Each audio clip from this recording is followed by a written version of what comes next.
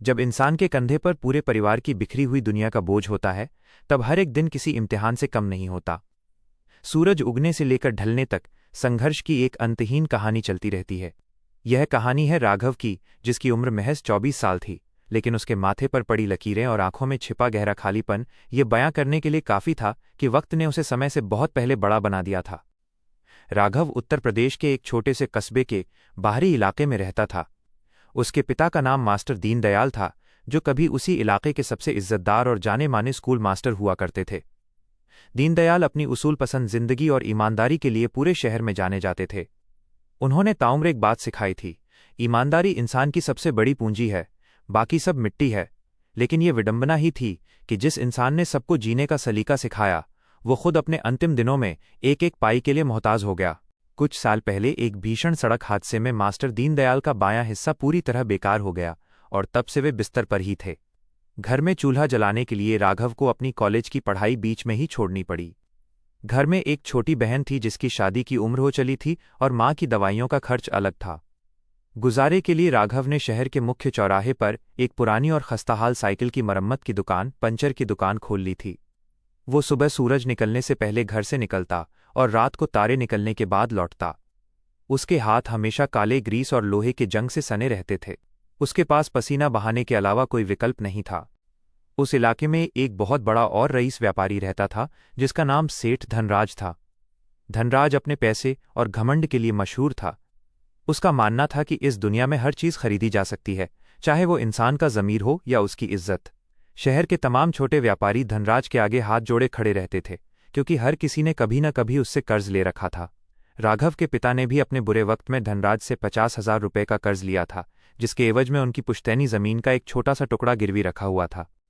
बीते 5 सालों से धनराज उस कर्ज पर भारी भरकम ब्याज जोड़ता जा रहा था। अब वो रकम 50,000 से बढ़कर सीधे 7 लाख रुपए हो चुकी थी। धनराज की नज़र उसी जमीन पर थी जहां राघव की छोटी सी दुकान और उनका टूटा फूटा मकान था। वो कई बार अपने आदमियों को भेजकर राघव को धमकी दिला चुका था, तारांकन या तो 7 लाख रुपए चुकाओ या अपनी दुकान और घर की चाबी हमारे हवाले कर दो, वरना इस शहर में रहना मुश्किल कर देंगे। राघव हर रोज उस धमकी का सामना अकेले करता था। वो दिन रात एक करके साइकिलें ठीक करता, पंचर जोड़ता और पसीना बहाता, लेकिन महीने के अंत में उसके हाथ मुश्किल से 7-8 हज़ार रुपये ही आते। उससे घर का राशन और पिता की दवाइयां ही मुश्किल से चल पाती थीं। उसे समझ नहीं आ रहा था कि वो 7 लाख रुपए कहाँ से लाएगा। कई बार उसके दोस्तों ने उसे गलत रास्ते और शॉर्टकट अपनाने की सलाह दी। तारांकन राघव, शहर के इस पार से उस पार अवैध सामान की सप्लाई करने वाले गैंग में शामिल हो जा। 2 महीने में लखपति बन जाएगा और सेठ धनराज की बोलती बंद कर देगा।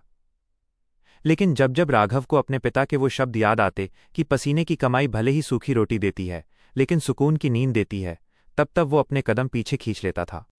कहानी में असली भूचाल तब आया जब एक सर्द नवंबर की दोपहर को अचानक मौसम ने करवट ली। आसमान काले बादलों से घिर गया और तेज हवाएं चलने लगीं। चौराहे पर सन्नाटा पसरने लगा, क्योंकि लोग अपने घरों की ओर भाग रहे थे। राघव अपनी दुकान की पन्नी को ठीक से बांधने की कोशिश कर रहा था, ताकि औजार भीग न जाएं। तभी सड़क पर एक लंबी, धूल से सनी हुई काली विंटेज कार आकर रुकी। उस कार से एक बुजुर्ग व्यक्ति उतरे। उन्होंने एक पुराना सा ओवरकोट पहन रखा था, सिर पर टोपी थी और चेहरे पर उम्र की ढेरों लकीरें थीं, लेकिन उनकी आंखों में एक अलग ही पैनापन और चमक थी।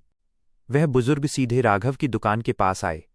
उन्होंने कोट की जेब से अपनी घड़ी निकाली, उसे देखा और राघव से बोले, तारांकन, अरे नौजवान, क्या तुम्हारी दुकान पर साइकिल की चेन ठीक करने का कोई औजार मिलेगा?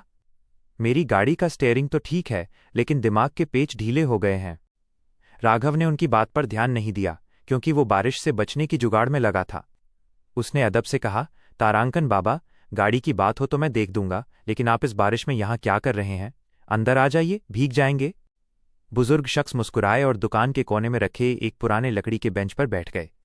उन्होंने नज़र घुमाकर राघव की दुकान के टूटे हुए औजारों, दीवारों पर टंगे रिंच और कोने में रखी मास्टर दीनदयाल की एक पुरानी तस्वीर को देखा। तस्वीर देखते ही उस बुजुर्ग की आंखें भर आईं। उन्होंने बहुत धीमी और कांपती हुई आवाज में पूछा, तारांकन, ये तस्वीर ये मास्टर दीनदयाल की है ना?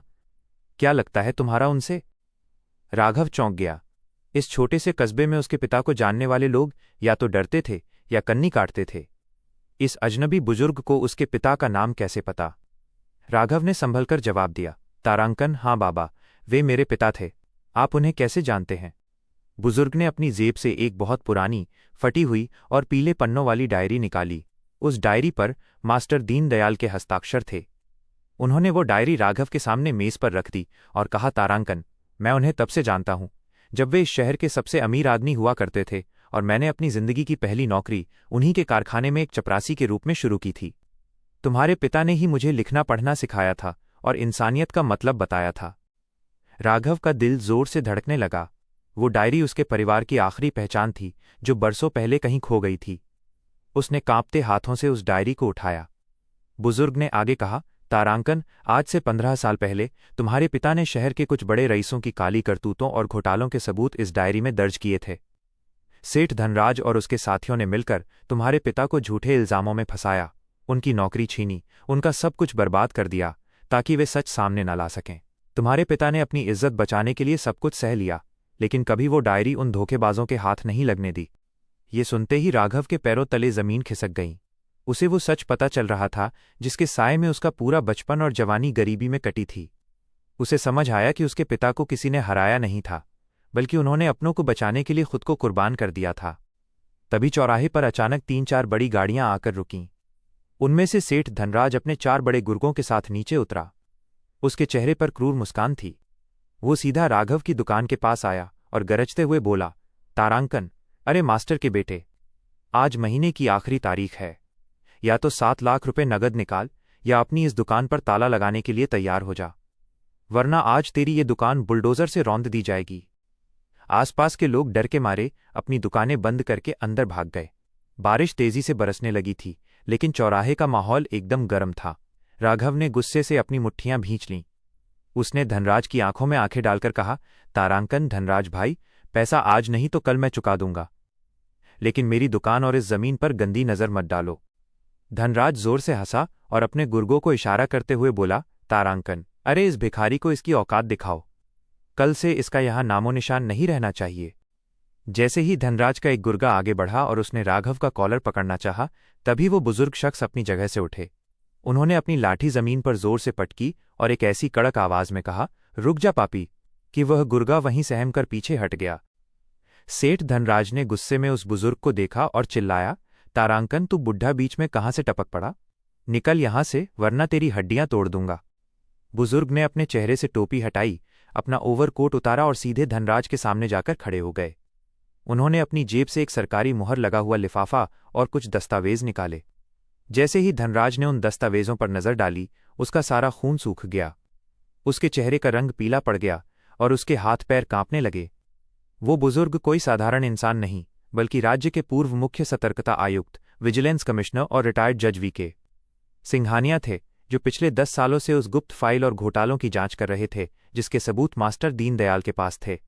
जज सिंघानिया ने कड़क आवाज में कहा, तारांकन सेठ धनराज, पिछले 15 साल से तुम गरीबों की जमीनों पर अवैध कब्जे कर रहे हो, फर्जी कर्ज के जाल बुन रहे हो और मास्टर दीनदयाल जैसे ईमानदार इंसान को ब्लैकमेल कर रहे थे।